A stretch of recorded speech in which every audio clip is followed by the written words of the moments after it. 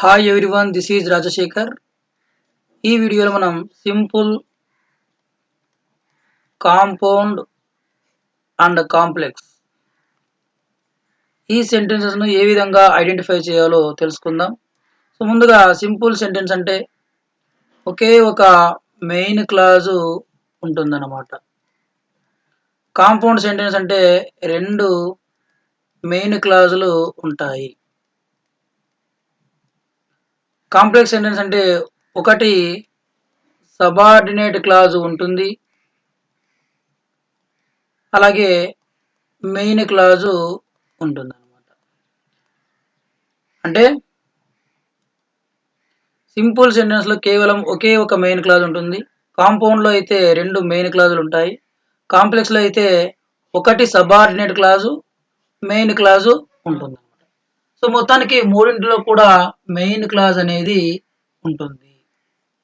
మరి వీటిని ఏది సింపుల్ సెంటెన్స్, ఏది కాంపౌండ్ సెంటెన్స్, ఏది కాంప్లెక్స్ సెంటెన్స్ అని ఏ విధంగా మనము గుర్తించాలి?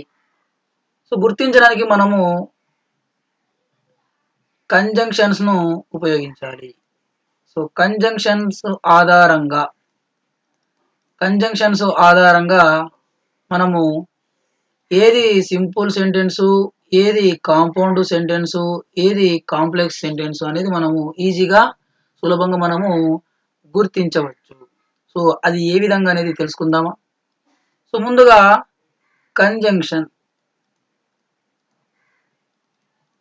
కంజంక్షన్ అంటే రెండు సెంటెన్సెస్ ను జాయిన్ చేస్తుంది, రెండు క్లాజెస్ ను జాయిన్ చేస్తుంది అనమాట. సో ఇవి రెండు రకాలు మనకు. ఒకటి కోఆర్డినేట్ కంజంక్షన్, రెండు సబార్డినేట్ కంజంక్షన్. సో ఈ కోఆర్డినేట్ కంజంక్షన్ ను మనము కాంపౌండ్ సెంటెన్స్ లో ఉపయోగిస్తాము. Very very important. Coordinate conjunction మనము కాంపౌండ్ సెంటెన్స్ లో ఉపయోగిస్తాము. సబార్డినేట్ కంజంక్షన్ మనము కాంప్లెక్స్ సెంటెన్స్ లో ఉపయోగిస్తాము. సో మనము ఈ కోఆర్డినేట్ కంజంక్షన్స్ ను సెంటెన్స్ మనం గమనించినట్లయితే ఆ సెంటెన్స్ అనేది కాంపౌండ్ సెంటెన్స్ అని మనము గుర్తించవచ్చు. అలాగే ఈ సబార్డినేట్ కంజంక్షన్స్ ను వాక్యంలో మనం చూసినట్లయితే అది కాంప్లెక్స్ సెంటెన్స్ అని మనము సులభంగా గుర్తించవచ్చు. మరి కోఆర్డినేట్ కంజంక్షన్స్ ఏవి, సబార్డినేట్ కంజంక్షన్స్ ఏవి అనేది మనం ఇప్పుడు తెలుసుకుందాం. సో కోఆర్డినేట్ కంజంక్షన్ అవి ఏమిటంటే ఫ్యాన్, బాయ్స్, ఇవి మనం తెలుసుకుందాం. ముఖ్యమైనవి.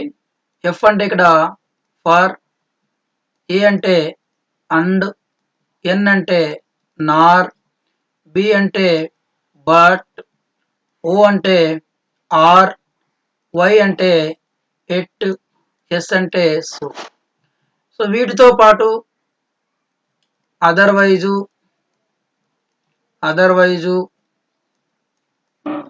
therefore,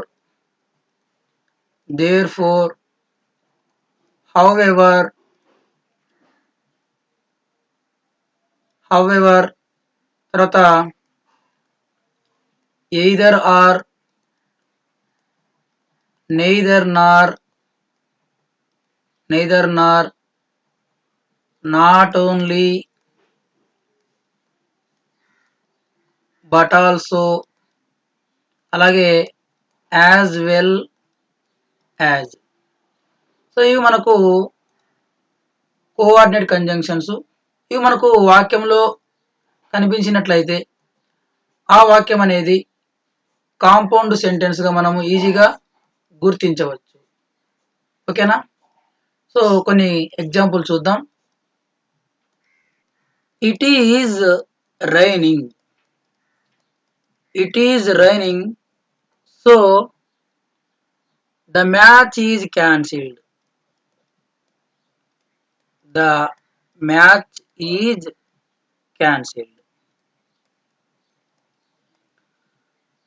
సో ఇక్కడ చూడండి, ఇట్ ఈజ్ రైనింగ్, ఇప్పుడు వర్షం కురుస్తూ ఉంది కాబట్టి the match is cancelled, match ని క్యాన్సిల్ చేశారు. సో ఇప్పుడే కాబట్టి ఇక్కడ ఈజ్ ఉంది. ఈ వాక్యంలో మనం గమనించినట్లయితే ఇక్కడ ఇట్ సబ్జెక్ట్ ఉంది, ఈజ్ అనేది వర్బు, అలాగే ఇక్కడ ద మ్యాచ్ అనేది సబ్జెక్టు, ఈజ్ అనేది వర్బు.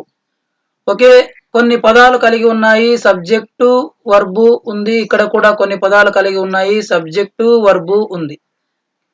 మరి రెండు మెయిన్ క్లాజులు ఉన్నాయి. సో మధ్యలో మనం చూడాలి ఇక్కడ సో అనేది కంజంక్షన్. ఇది ఎటువంటి conjunction? Coordinate conjunction. Coordinate conjunction.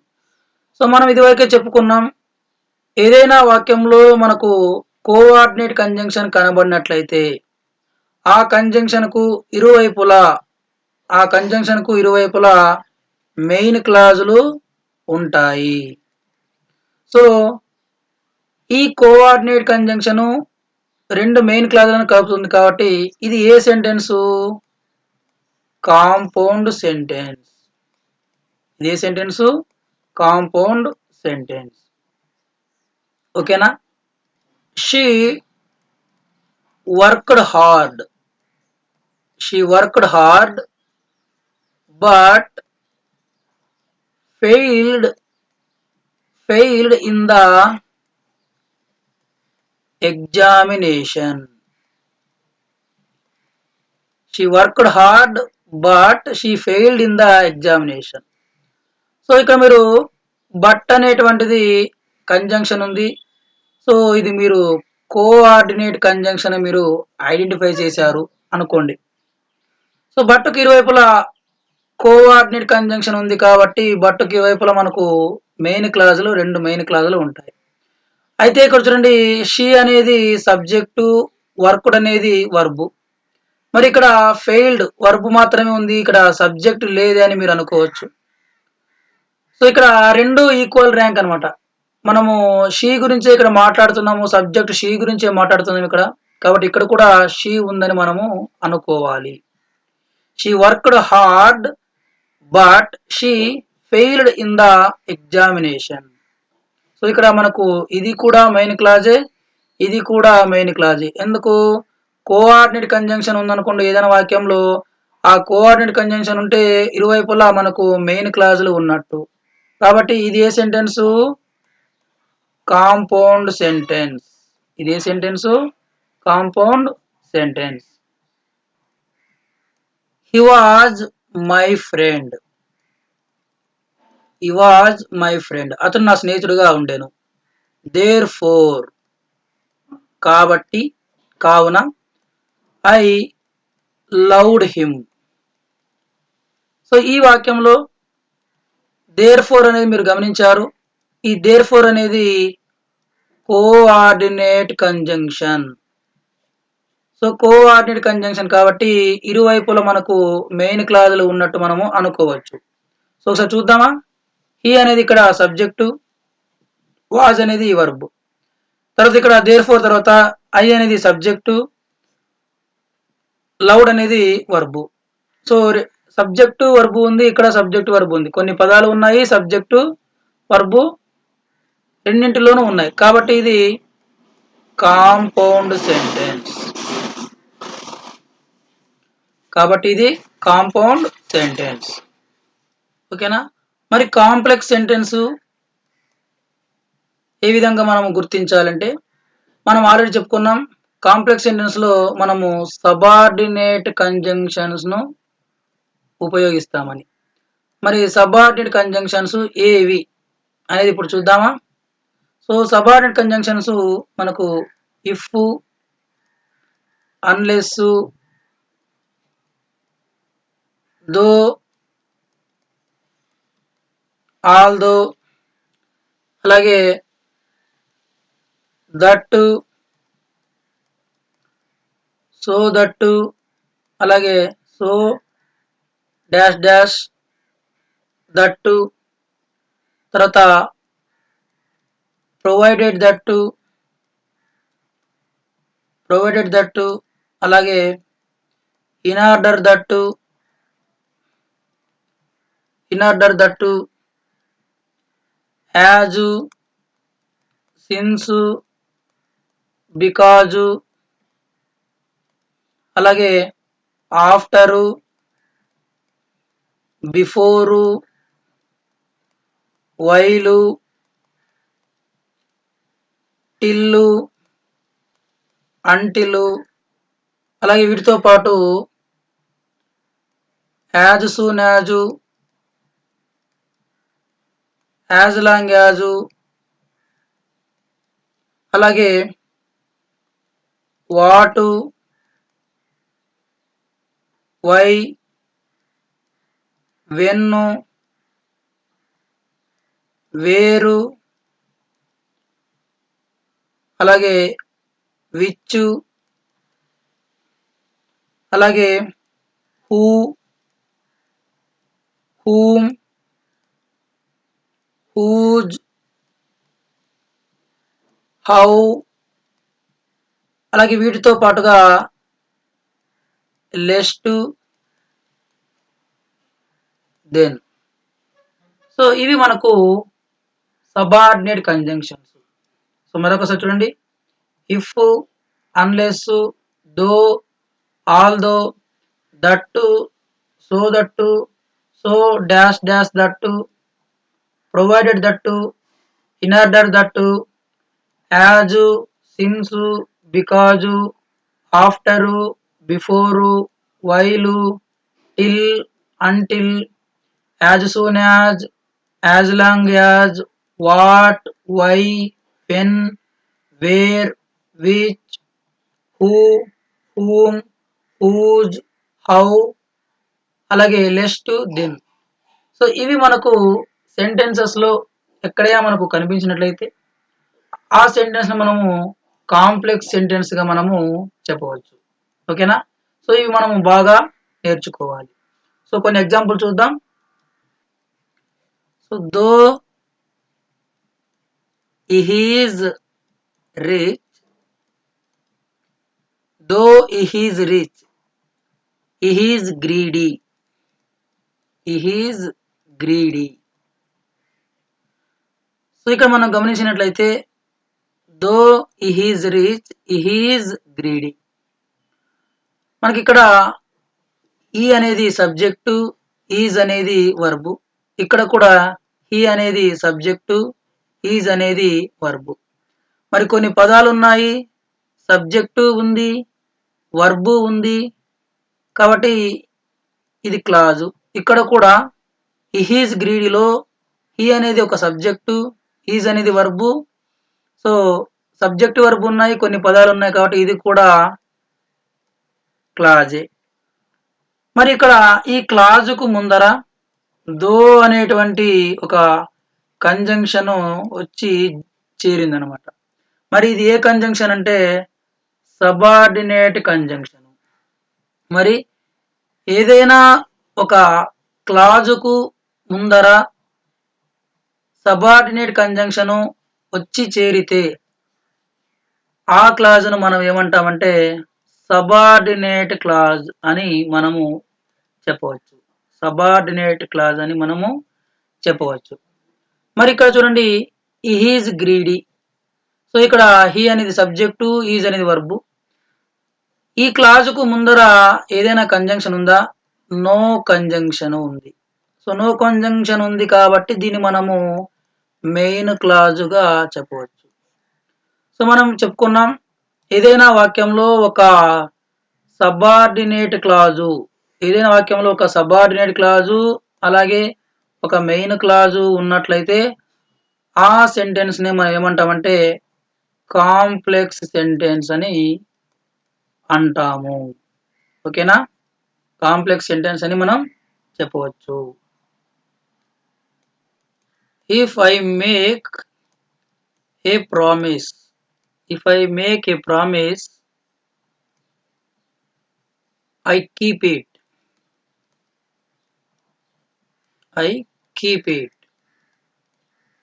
So ఇక్కడ మనం గమనించినట్లయితే ఇక్కడ ఐ అనేది సబ్జెక్టు, మేక్ అనేది వర్బు. ఇక్కడ కూడా ఐ అనేది సబ్జెక్టు, కీప్ అనేది వర్బు. మరి కొన్ని పదాలు ఉన్నాయి, సబ్జెక్టు వర్బ్ ఉంది కాబట్టి దీన్ని మనము క్లాజ్ అని అంటాము. మరి ఇక్కడ కూడా కొన్ని పదాలు ఉన్నాయి, సబ్జెక్టు వర్బ్ ఉంది కాబట్టి దీన్ని కూడా మనము క్లాజ్ అని అంటాము. మరి ఇక్కడ ఈ క్లాజుకు ముందర ఇఫ్ అనేటువంటి కంజంక్షన్ వచ్చి చేరింది. మరి ఇది ఏ కంజంక్షను? Subordinate conjunction. మరి ఏదైనా క్లాజుకు సబార్డినేట్ కంజంక్షన్ వచ్చి చేరితే ఆ కంజంక్షన్ మనం ఏమంటామంటే, ఆ క్లాజ్ ను మనము ఏమంటామంటే సబార్డినేట్ క్లాజ్ అని మనము చెబుతాము. ఏదైనా క్లాజుకు సబార్డినేట్ కంజంక్షన్ వచ్చి చేరితే ఆ క్లాజ్ ను మనము సబార్డినేట్ క్లాజ్ అంటాము. మరి ఇక్కడ ఐ కీప్ ఇట్, ఇది కూడా ఒక క్లాజే, కానీ దీని ముందర ఎటువంటి కంజంక్షన్ లేదు. సో ఎటువంటి కంజంక్షన్ లేదు కాబట్టి ఇది మనకు మెయిన్ క్లాజ్. ఓకేనా? సో ఇక్కడ ఈ వాక్యంలో సబార్డినేట్ క్లాజ్ ఉంది, అలాగే ఒక మెయిన్ క్లాజ్ ఉంది. మరి ఈ వాక్యాన్ని మనం ఏం చెప్పవచ్చు? కాంప్లెక్స్ సెంటెన్స్ గా మనం చెప్పవచ్చు. కాంప్లెక్స్ సెంటెన్స్ గా మనం చెప్పవచ్చు. If I make a promise, if I make a promise, I keep it. If I make a promise, I keep it. So ఇక్కడ I keep it అనేది ఒక part, if I make a promise అనేది ఒక part. So ఇక్కడ I అనేది subject, make అనేది verb. So కొన్ని పదాలు కలిగి ఉన్నాయి, సబ్జెక్టు వర్బ్ ఉంది కాబట్టి దీన్ని మనము క్లాజ్ అని చెప్పవచ్చు. మరి ఈ క్లాజుకు ముందర ఒక కంజంక్షన్ వచ్చి చేరింది. మరి ఇది ఏ కంజంక్షను? ఏ కంజంక్షన్ ఇది? Subordinate conjunction. Subordinate conjunction. So కాబట్టి ఏదైనా ఒక క్లాజుకు సబార్డినేట్ కంజంక్షను వచ్చి చేరితే ఆ క్లాజును మనం ఏమంటాము? సబార్డినేట్ క్లాజ్ అని అంటాము. సో కాబట్టి if I make a promise అనేది సబార్డినేట్ క్లాజ్. తర్వాత ఇక్కడ ఐ అనేది సబ్జెక్టు, కీప్ అనేది వర్బ్. కొన్ని పదాలు కలిగి ఉన్నాయి, సబ్జెక్టు వర్బ్ ఉంది కాబట్టి ఇది క్లాజు అని చెప్పవచ్చు. మరి ఈ క్లాజుకు ముందర ఏదైనా కంజంక్షన్ ఉందా? No conjunction.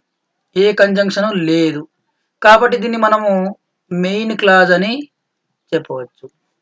ఓకేనా? సో ఈ వాక్యంలో ఒక సబార్డినేట్ క్లాజ్ ఉంది, ఒక మెయిన్ క్లాజ్ ఉంది. సో కాబట్టి ఈ సెంటెన్స్ ను మనము కాంప్లెక్స్ సెంటెన్స్ అని చెబుతాము.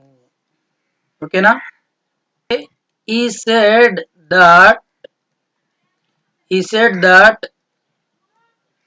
he was innocent. He said that he was innocent. So ఈ వాక్యంలో ఈ సెడ్ అనేది ఒక part, that he was innocent అనేది ఒక పార్ట్. సో ఇక్కడ దట్ హీ వాజ్ ఇన్నోసెంట్ లో హీ అనేది సబ్జెక్టు, వాజ్ అనేది వర్బ్. మరి కొన్ని పదాలు కలిగి ఉన్నాయి, సబ్జెక్టు ఉంది, వర్బు ఉంది కాబట్టి మనం దీన్ని క్లాజ్ అని అనవచ్చు. మరి ఇక్కడ ఈ క్లాజుకు దట్ అనేటువంటి కంజంక్షన్ వచ్చి చేరింది. మరి ఇది ఏ కంజంక్షను? Subordinate conjunction. ఏదైనా క్లాజుకు ఒక సబార్డినేట్ కంజంక్షన్ వచ్చి చేరితే ఆ క్లాజ్ మనం ఏమంటామంటే సబార్డినేట్ క్లాజ్ అని అంటాము. ఇక్కడ హీ సెడ్ అనేది, ఇక్కడ హీ అనేది సబ్జెక్టు, సెడ్ అనేది వర్బ్. ముందర నో కంజంక్షన్, ఎటువంటి కంజంక్షన్ లేదు కాబట్టి ఇది మెయిన్ క్లాజ్. సో ఈ వాక్యంలో ఈ సెడ్ అనేది main clause, that he was innocent అనేది సబార్డినేట్ క్లాజు. సో ఒక వాక్యంలో ఒక మెయిన్ క్లాజు, ఒక సబార్డినేట్ క్లాజు ఉన్నట్లయితే ఆ వాక్యాన్ని మనము కాంప్లెక్స్ సెంటెన్స్ అని అంటాము.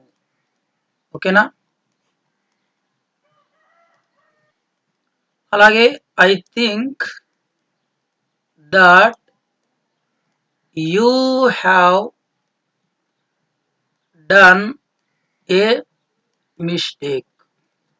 I think that you have done a mistake. So ఈ సెంటెన్స్ లో ఇక్కడ ఐ థింక్ అనేది ఒక part, that you have done a mistake అనేది ఒక పార్ట్. సో ఇక్కడ యు అనేది సబ్జెక్టు, హ్యావ్ అనేది వర్బ్. కొన్ని పదాలు కలిగి ఉన్నాయి, సబ్జెక్టు ఉంది, వర్బు ఉంది. కాబట్టి దీన్ని మనం ఏం చెప్పవచ్చు? క్లాజ్ అని చెప్పవచ్చు. అలాగే ఈ క్లాజుకు ముందర దట్ అనేటువంటి కంజంక్షన్ ఉంది. ఆ కంజంక్షన్ ఏ conjunction? Subordinate conjunction. Subordinate conjunction. So ఏదైనా క్లాజుకు ఒక సబార్డినేట్ కంజంక్షన్ వచ్చి చేరితే ఆ క్లాజ్ నే మనం ఏమంటామంటే సబార్డినేట్ క్లాజ్ అని అంటాము. ఓకేనా? తర్వాత ఇక్కడ ఐ అనేది సబ్జెక్టు, థింక్ అనేది వర్బు. కొన్ని పదాలు కలిగి ఉన్నాయి, సబ్జెక్టు ఉంది, వర్బు ఉంది. దీన్ని మనము క్లాజ్ అని అంటాము.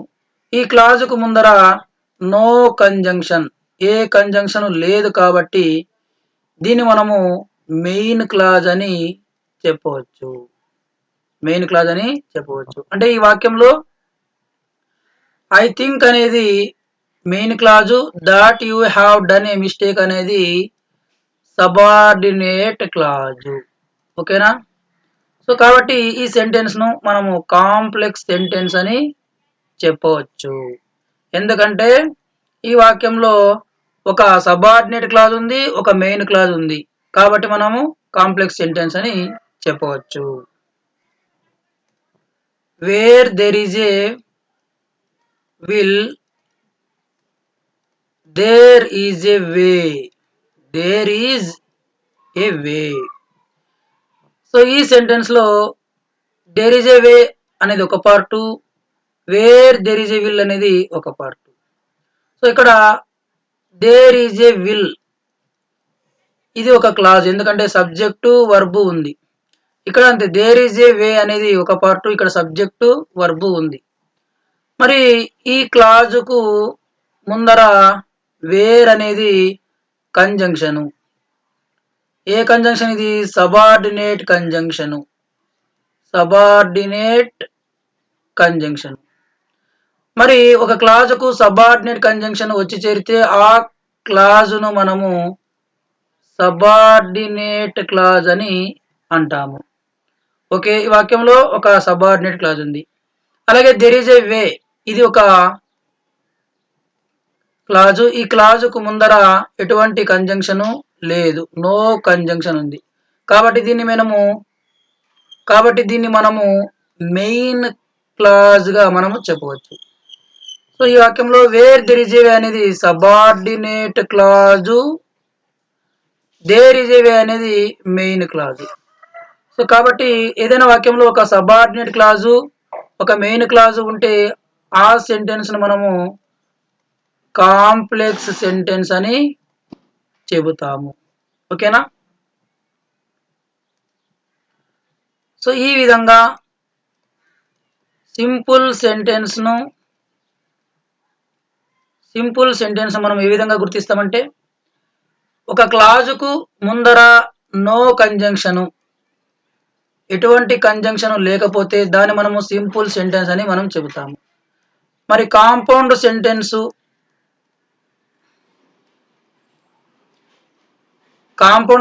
ఏ విధంగా గుర్తిస్తాము? రెండు క్లాజులకు మధ్యలో కోఆర్డినేట్ కంజంక్షన్ ఉన్నప్పుడు ఆ రెండు క్లాజులు కూడా ఇక్కడ మెయిన్ క్లాజ్ ఉంటుంది, ఇక్కడ మెయిన్ క్లాజ్ ఉంటుంది. ఎప్పుడు? ఇక్కడ కోఆర్డినేట్ కంజంక్షన్ అనేది ఉన్నప్పుడు అటువంటి సెంటెన్స్ మనము కాంపౌండ్ సెంటెన్స్ అని చెబుతాము.